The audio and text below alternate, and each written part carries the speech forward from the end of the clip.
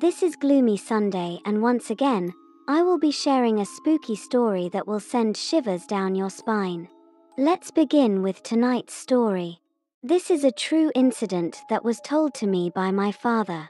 It happened back in 1992. My mom just got home after giving birth to me. My dad took care of all the household chores as my mom was very weak. I was a week old. My mom's health began to worsen with time, and it made my dad worried. He consulted a lot of doctors who deemed it was normal because my mom was anemic. They prescribed a lot of medicines, but nothing seemed to work.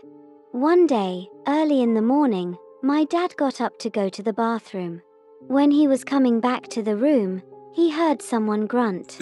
He thought my mom was probably sleep-talking and didn't pay any attention to it. The grunt continued, and then he heard me crying. He rushed to the room only to be filled with terror. What he saw was my mom laying in bed with her hands, legs and head bending outwards, kind of like Emily in the movie The Exorcism of Emily Rose, and me crying uncontrollably. He froze on the spot. But soon he recovered, picked me up and ran out to call the neighbors for help. We didn't have telephones back in 1992. When the neighbors came, they saw my mom lying there. She had passed out. My father narrated everything to our neighbors, who then unveiled the story behind this terrifying incident. Before us, a family used to live in that house, a guy, his wife, and his mother. The guy and his mother were really abusive, and they tortured her whenever they pleased. The wife soon became pregnant, but the family accused her of carrying someone else's child. She denied it and protested against the accusation laid on her. This made her husband and her mother-in-law furious, and they killed her in a fit of rage. They dumped her body somewhere and ran away. The neighbors concluded that my mom must be possessed by the woman's spirit. My dad was a non-believer of anything supernatural, so he dismissed everything they said. But they insisted on calling a tantric just to be sure. Couple of days later, the tantric came. As soon as he entered the house, my mom started acting weird, sneering and hissing at him. At that, he dug an iron nail in the bed near her and she backed away.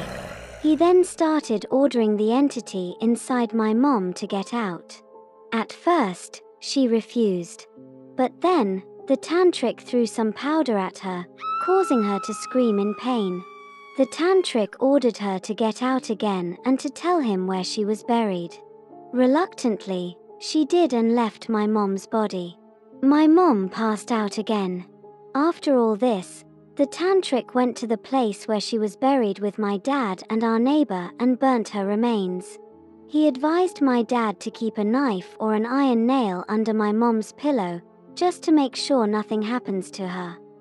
When my dad inquired about why this happened to her, he said because the lady was pregnant and she was murdered with the child in that house.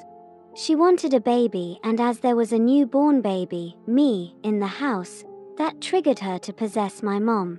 Eventually, she would have killed me and my mom. After this incident, we left that house and never even went near it. My mom never even knew what happened to her. So, my dad decided to never talk regarding this incident. I will now be sharing another story which may be even spookier than the first one. For context, I was born and raised in the States, but my parents are both Chinese. My family had two tragedies in the same year. My dad's favorite cousin passed away from a heart attack while he was driving. We flew to China to go to the funeral. At the place where the body was being held, we went to go fold papers and help decorate the funeral. When I came home, I felt someone's presence in a corner just staring at me. To me, too saw a black, big cloud of shadow, but the light was bright enough that there was nothing there. It was weird because we had Chinese ornaments that hangs on the wall to keep spirits away. It felt like my dad's cousin was trying to attack me, but he wouldn't do that to me because I barely knew him that well. I told my dad about it, and he told me that it was nothing, just a spirit coming inside the house. When my grandpa passed away, we had to sleep in the funeral home in Beijing, China. In the small room for his funeral, I don't know why we had to sleep there, and I also don't know a lot of Chinese culture, so I'm assuming it was the rule for funerals. I was charging my phone, and the light was on. I was facing to the wall. All of my family were sleeping and was also facing towards the wall. All of a sudden, someone was tugging on my blanket, and I turned around to see who was tugging the blanket, but there was nobody. My family wasn't moving around. I shrugged it off and was thinking about positive things. After I went back to my phone, I heard a little girl giggling right by my ear. I turned around and saw no one. I literally got freaked out and hid under my blanket and fell asleep. After we buried my grandpa, my family went to go my dad's oldest brother's house to grab a few things and eat. Before we went into the house, you had to wash your hands and put it over a fire.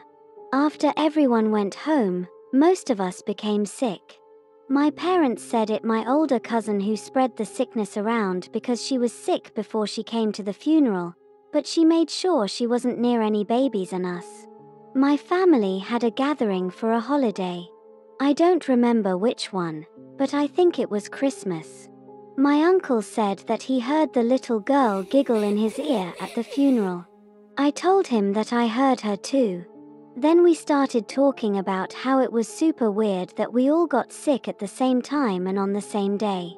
This year, we moved into a bigger house, and my grandma was living with us because my parents needed help around the house because I had started working, and also to help out with my new baby sister. One day, I came home from school to the smell of a rotten chicken or something. When my mom left for work, she saw the dead bird hanging at our front door. The bird was strangled by a fishing line that was in the gutter, but it was more weird was how the hell did the fishing line get up there? My grandma had to cut it off and blessed our house and did a blessing. My grandmother then got possessed after that. We were horrified to find her frothing at the mouth and crawling up the walls. We called a Catholic priest this time because we were so terrified and believe this is already the work of the devil. Unfortunately, my grandmother died during the rite of exorcism. We consulted a psychic and was told that a curse has been placed on our family. I am so afraid because I don't know who will be next. We also don't know why this curse was placed on us. As of this time, we do not know what to do. That is the stories we have time for now. I hope you enjoyed these spooky stories. Visit again next week for another set of spooky stories. Take care and be safe.